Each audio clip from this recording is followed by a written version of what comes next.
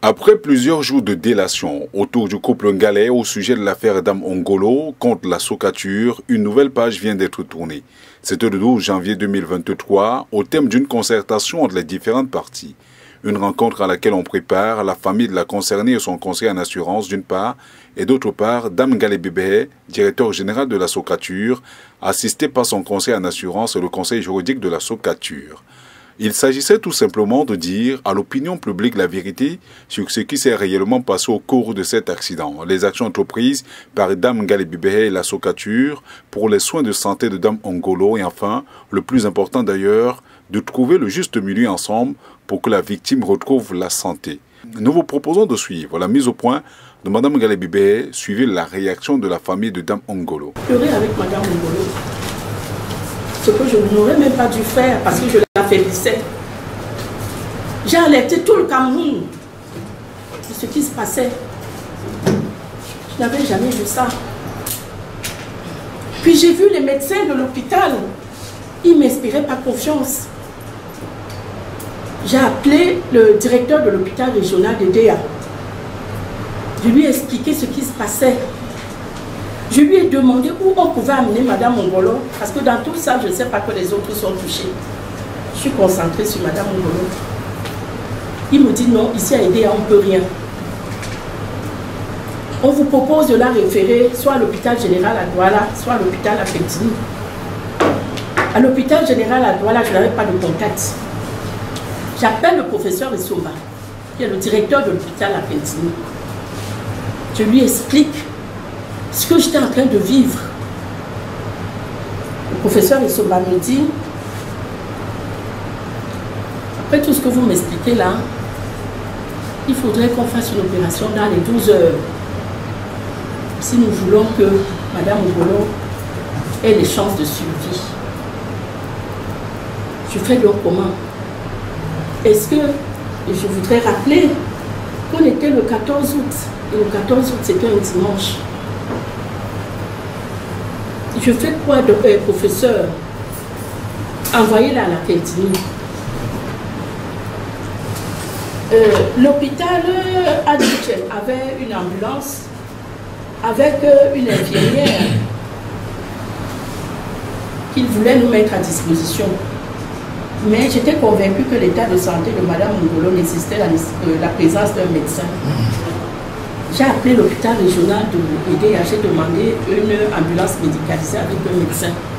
Ce que j'ai obtenu, ça a traîné un peu parce que c'était un dimanche, le temps de trouver le chauffeur.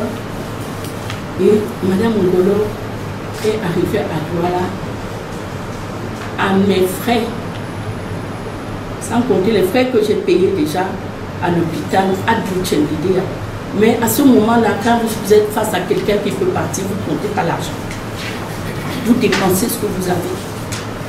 J'ai envoyé Mme Ongolo à Douala et il fallait que j'aille retrouver les autres malades maintenant à l'hôpital Adouchen, à l'hôpital régional de Déa. Quand Mme Ongolo est arrivée à Douala, malheureusement, c'était un dimanche.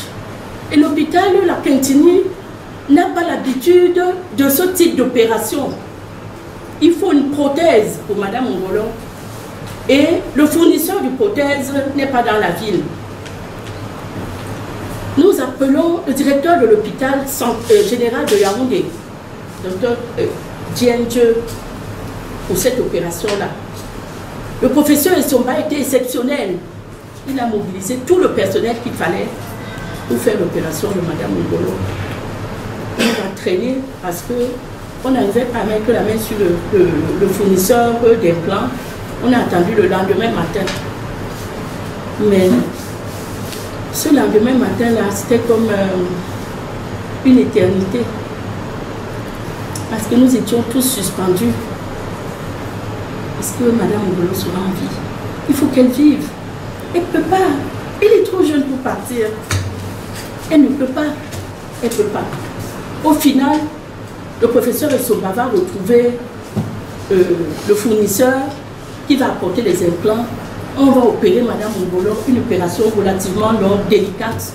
avec l'appui du professeur Djendje de l'hôpital général de Yaoundé et d'autres médecins qu'on a mobilisés pour la cause, et nous gagnons le pari de l'opération. Parce que quand Madame Ongolo doit aller au bloc, on avait le choix, soit on dit elle est finie, c'est fini, on la laisse mourir. On me dit qu'elle a 15% de chance de survie. On n'est même pas sûr qu'en faisant l'opération, elle sera en vie. Il faut qu'on la fasse cette opération. On aura essayé jusqu'au bout. Et le Seigneur était avec nous. Le Seigneur était avec nous. Madame Ongolo a survécu à l'opération. Et puis ces soins se sont bien déroulés. Au sortir de l'opération, Madame Ongolo s'est retrouvée au pavillon VIP Samuel Kondo, l'hôpital à Peltigny, à 45 000 francs la journée d'hospitalisation. Honnêtement, ces jours-là, nous n'étions pas dans le calcul de l'argent. On voulait que Madame Ongolo nous parle. Personne n'a regardé cet aspect-là. Sauf que, en contact avec le médecin, en discutant, je réalise que le médecin traitant, celle qui a opéré Madame Ongolo, avait proposé à la sortie du bloc opératoire que Madame Ongolo aille au Petit Payant. Et que la famille de Madame Ongolo a décidé de l'installer au pavillon VIP parce qu'elle est la collaboratrice du ministre. Le ministre va payer. Et très rapidement, dès les premiers jours, il y a un débat. Oh, la voiture n'est pas la voiture de Sokatur. C'est la voiture du ministre. Les voitures du ministère n'ont pas d'assurance. Donc le ministre doit payer. Le ministre doit payer, on va rester si le ministre paye.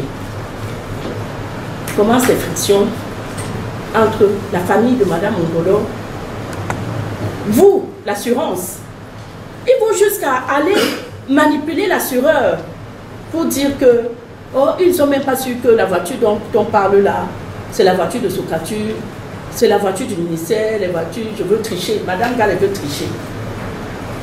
En règle générale, Sokatur paye à peu près 60 millions d'assurances par an. Quand ce n'est pas chez Aria, c'est avec d'autres.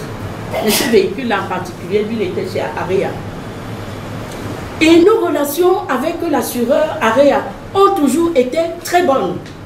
Quand nous avons un accident de la circulation, le jour même ou le lendemain, nous avons un bon de prise en charge pour le patient. Cette fois-ci, le bon de prise en charge, il n'y avait pas.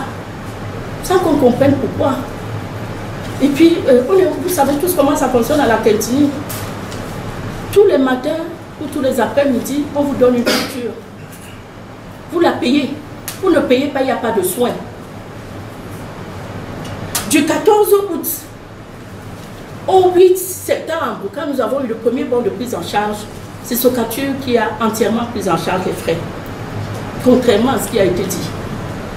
J'ai entendu parler des bons de prise en charge qu'on a donnés, mais il faudrait qu'on regarde l'état de bons de prise en charge. Et sur ces bons de prise en charge nous ont été remis quand? Et avant cela, qui finançait les opérations à l'hôpital? C'est Sokatur. Et dans l'impatience que l'assureur n'était pas en train de répondre, j'ai dû moi-même intervenir. J'ai appelé le PCA de Arrêt à M. Bouchet pour me révolter de ce que je ne comprends pas. On a une grande malade et le médecin dit que sa prise en charge va être longue et lourde. Pourquoi est-ce que le bon de prise en charge ne sort pas? J'ai fait une lettre à l'assureur, réclamation de bon de prise en charge. Et cette lettre, quand je l'ai faite, on est déjà, je crois, le 5 septembre. Madame Ongolo a son accident depuis le 14. Le bon de prise en charge devait donc comprendre après que comme il y a des procédures en interne au niveau des assureurs, il fallait que le médecin conseil également vérifie ce qu'on demandait pour s'assurer que nous n'étions pas en train de mentir. Bref. Mais entre-temps, le fil était coupé entre la famille de Madame Ongolo, ma collaboratrice, et moi-même. J'étais identifiée comme la personne qui voulait tuer Madame Ongolo Au point où sa jeune fille, qui n'a pas l'âge de mon dernier enfant, nous a accusé d'avoir volé son téléphone avec Orange Money dedans. Je ne sais pas comment on utilise Orange Money. J'ai eu plusieurs appels de gens que je ne connaissais pas. Mon téléphone était dans la famille de Madame Ngolo. C'est Tchakol qui m'appelait pour me menacer, m'intimider, me raconter ce qu'ils veulent. Madame Ngolo avait même un compagnon, je crois, qui est venu jusqu'à Sokatur ici pour m'agresser ici. J'étais obligé de le menacer. Que plus jamais. Donc face à autant d'adversité et d'agressivité, je suis allée à l'hôpital. Parce qu'on parle de Madame Ngolo, j'apprends que des autres n'avaient eu rien. Ma fille a eu une luxation du bassin et une fracture interne au niveau du pied. Ma fille a eu les mêmes problèmes au niveau des vertèbres cérébraux, sauf qu'elle, elle n'a pas eu de section, ça ne s'est pas coupé. Le chauffeur, M. Bila, qui était dans la voiture, a eu les mêmes problèmes au niveau du pouce. Et d'autres traumatismes. C'est que depuis quelque temps que je vois d'ailleurs qu'ils retrouvent le sourire. La famille de Mme Ngolo voulait que je fasse une évacuation sanitaire de Mme Ngolo. Le ministre doit envoyer Mme Ngolo en France. Parce que sa fille est partie, il a évacué sa fille en France. Mais oubliant que ma fille vit en France. Ma fille venait au Cameroun pour un événement que j'avais. Et qu'au final, elle repartira même quelques temps après parce que son état ne se stabilisant pas ici, il fallait qu'elle parte. Moi-même et ma fille, avec ses béquilles, nous sommes allés à l'hôpital voir Madame Ngolo. J'avoue que l'accueil que nous avons reçu là-bas ne nous incitait pas à revenir. On ne pouvait pas. On a passé pendant que nous avons une dame qui est malade, qui est à l'article de la mort. On nous parlait des futilités, Orange Money, le téléphone. Tout le monde a perdu son téléphone dans l'accident. Madame Ngolo a eu le téléphone de service qu'on a retrouvé, qu'on lui a donné. J'ai parlé sur ce téléphone-là avec la famille, qui l'a confisqué d'ailleurs. Comme on est en territoire conquis, parce que les gens se calment, le téléphone de la société, avec la puce de la société, a été confisqué par la famille de Madame Ngolo. Il m'annonce qu'on ne sait plus où c'est, alors que j'ai parlé avec ces gens-là sur ce téléphone-là. Donc il y a eu un enchaînement de problèmes, d'incompréhension, alors que nous voulions la même chose.